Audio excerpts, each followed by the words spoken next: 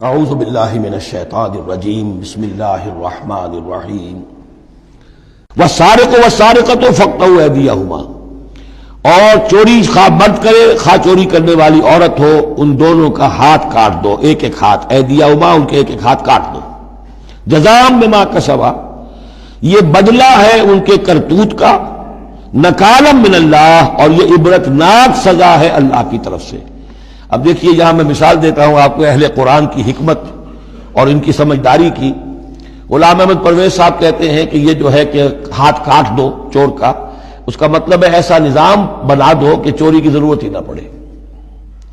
اچھا یہ تو ہم بھی چاہتے ہیں کہ نظام ایسا ہو، کفالت عامہ ہو، کوئی شخص مجبوراً چوری نہ کرے، اس لیے کہ اس کی کفالت کے لیے اگر موجود ہے، وہ ریاست جو ہے اس کی تمام بنیادی ضروریات کی وہ انڈر رائٹ کر رہی ہے، تو اسے چوری کی ضرورت نہیں ہے۔ ہم بھی چاہیں گے کہ یہ بات ٹھیک ہے، لیکن یہ کہ اس کا مطلب یہ ہے، یہ غلط ہے۔ لیکن قرآن کس طرح اپنی حفاظت کرتا ہے؟ ایسے نظام کا قائم کرنا عبرت ہوگی، ایسا نظام کا قائم کرنا ان کے کرتوتوں کی سزا ہوگی۔ قرآن مجید پر اس قسم کا باطل جو ہے حملہ آور نہیں ہو سکتا۔ دو الفاظ، فاقطعوا ایدیہما ان کے ہاتھ کاٹ دو، جزاء بما کسبا جو کمائی انہوں نے کی ہے اس کا بدلہ۔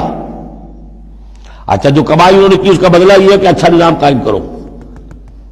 نکالن، نکال کہتے ہیں کہ عبرتناک سزا، نکالا من اللہ، اللہ کی طرف سے عبرت کے لیے۔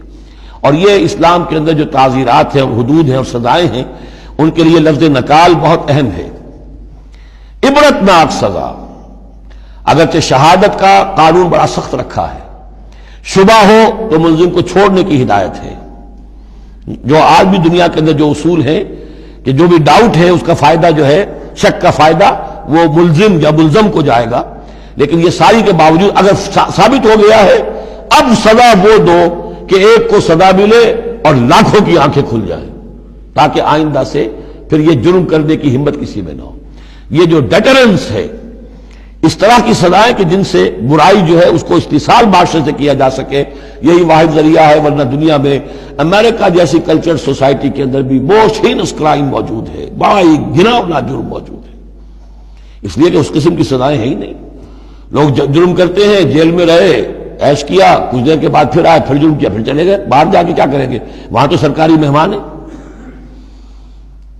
تو یہ سارا فلسفہ جو ہے نتیجہ کہ جرم جو ہے ان کا وہ بڑھتا چلا جا رہا ہے۔ والسارق والسارقۃ فاقطعوا ایدیہما جزاء بما کسبا نکالا من اللہ واللہ عزیز حکیم، اللہ زبردست ہے، حکمت والا۔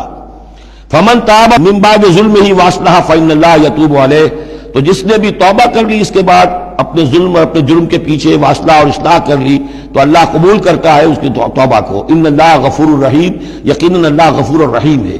لیکن جرم کی سزا دنیا میں ختم نہیں ہوگی۔ ایک جرم جو کیا ہے وہ جرم ہے دنیا کا، گناہ ہے اللہ کا۔ جرم کی سزا دنیا میں ملے گی، گناہ کی سزا اللہ نے دینی ہے، اس کو اللہ معاف فرما دے گا اگر توبہ کی ہے۔ اگر توبہ نہیں کی ہے تو پھر یہ کہ اس کی سزا بھی ملے گی۔ صدق اللہ العظیم۔